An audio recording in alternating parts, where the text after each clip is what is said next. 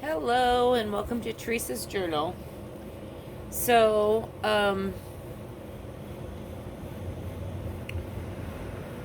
today, um,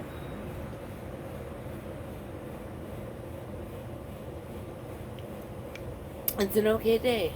Um, Cleaning my daughter's room is a way of showing her I loved her. She's been in there changing her clothes many times, so I think she appreciates it. Um,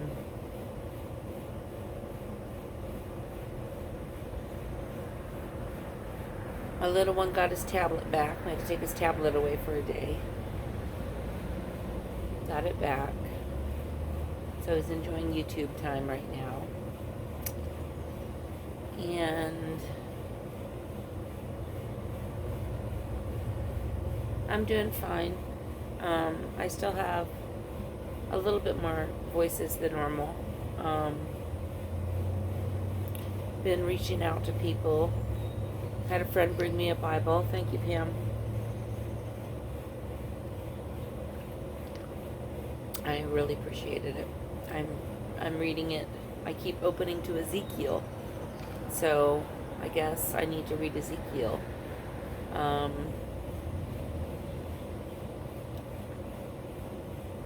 It's about standing up despite being rejected, so which I thought was interesting, according to the young lady whose name is not coming to my head, who gives her opinion on these things.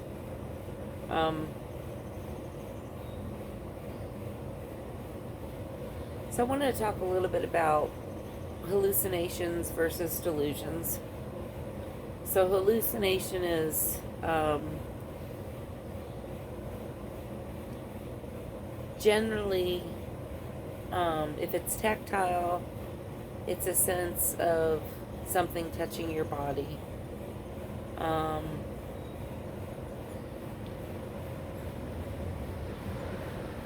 Or being penetrated, which is what I felt happening.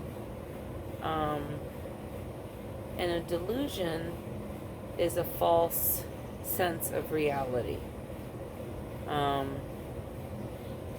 delusions happen in both people who struggle with schizophrenia and schizoaffective disorder, but also delusions happen in people who struggle with mania. In the acute episodes, sometimes they'll have what we call grandiose delusions.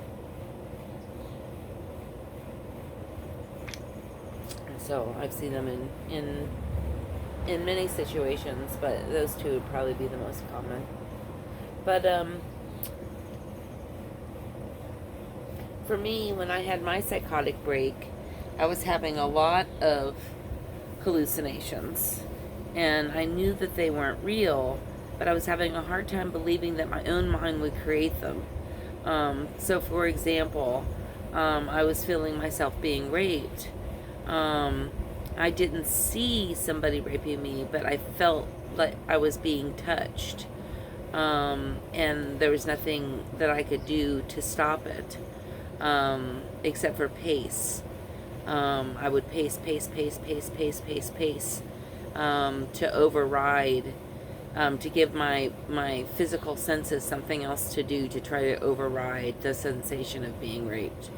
That's why when people are really psychotic, we gotta let them roam. They can't be, I understand having smaller areas for them to contain them in, since they're going to be up and possibly loud all night. And I can appreciate that, but they still need to be able to pace, and more so than just in their room if they need to.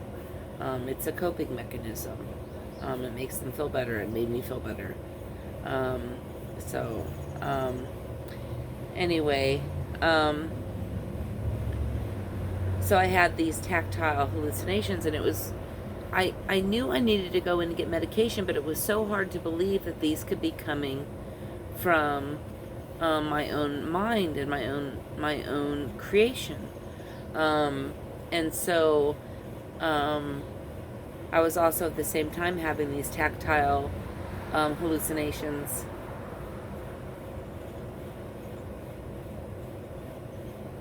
That my brain was being penetrated, my skull, my cranium. It would pulsate. And when this pulsating would happen in my brain, I would hear a voice talking. And I had a hard time believing that my mind would create that too. The sensation of my skull being penetrated and then a voice in my head talking to me.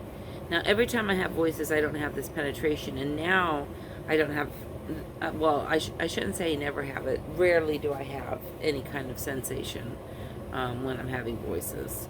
Any kind of tactile sensation. It's very rare. But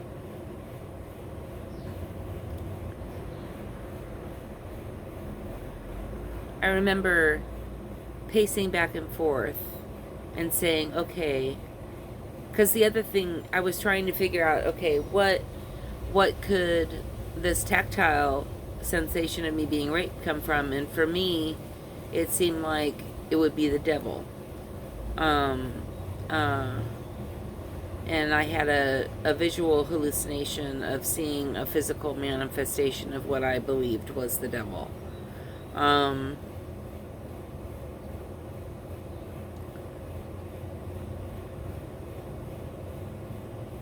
So for me, I started to believe that the devil was trying to win my soul from God, or Yahweh, as I call him now. And of course that was not going to be possible, but it seemed like he was trying very, very hard to get me to forsake him.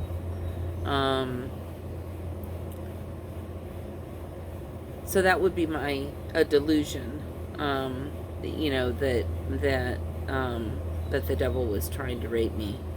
But it came from a tactile hallucination that I was feeling like I was being raped and not being able to believe that that came from me and not wanting to seek medication for it. So I want that to be very clear. And the tactile sensation of voices being put in my head, it seemed to me like it might be the CIA or the FBI experimenting on me. Because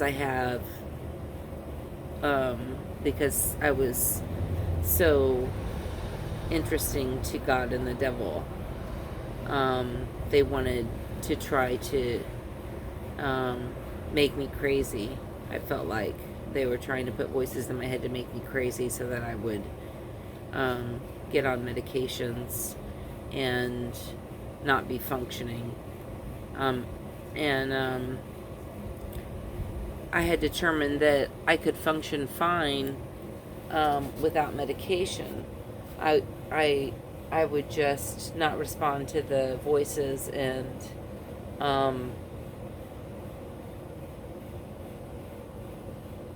but then they got so bad. When I finally went in, well, it's such a long story, and I'm trying to talk about hallucinations versus delusions. So I had the hallucination that I was having tactile penetration to my brain, and the hallucination that I had voices in my brain talking to me and talking to each other,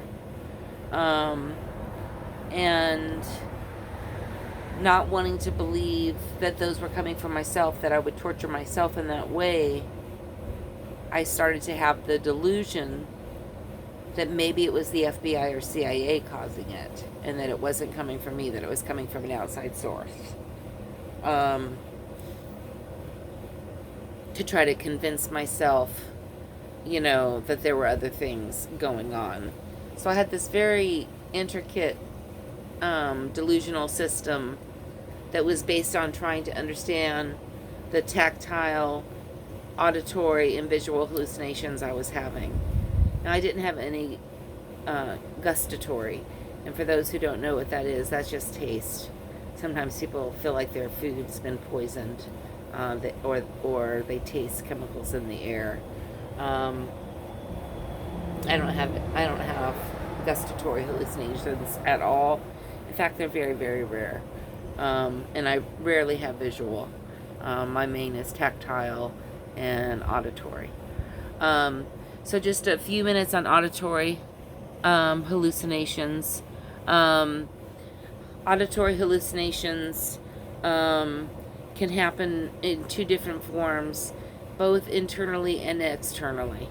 So you can have the sensation of the voice coming just in your head, and inside of your mind you hear something, someone or something talking. And sometimes they'll be in two different places and they'll be talking to each other. And sometimes there's tons of different voices, some trying to talk to you, some trying to talk to each other. And that's when it's really overwhelming. I don't have anything like that now. Unmedicated, I did.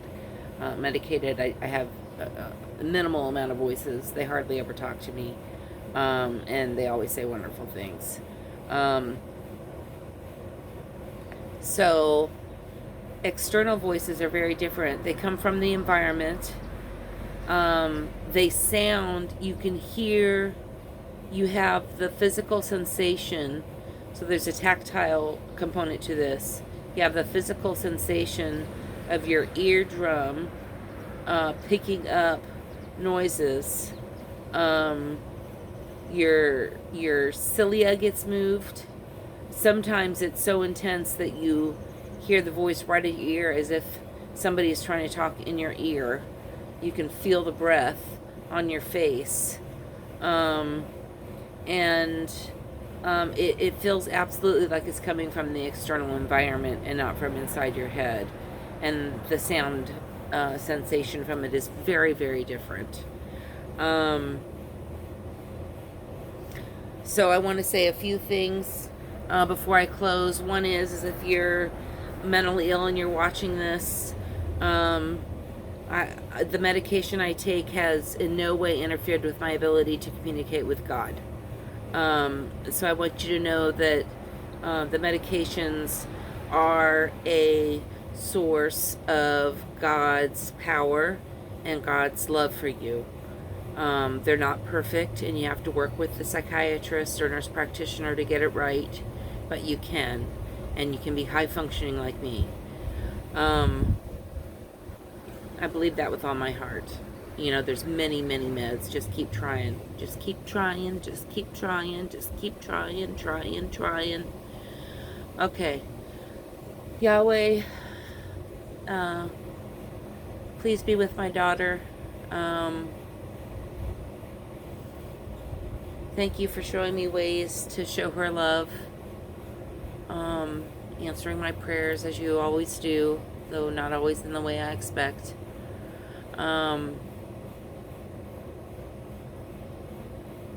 Thank you for Pam driving the Bible over to me.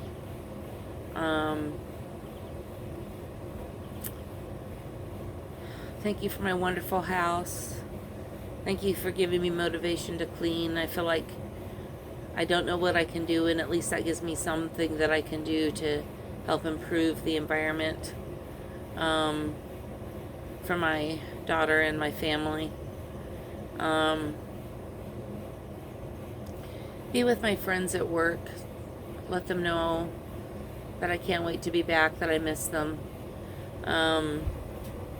Be with Jeff. Because I'm going to start sending Kyle over to him every other week too.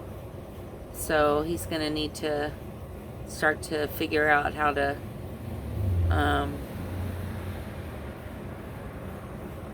help with her a little bit more.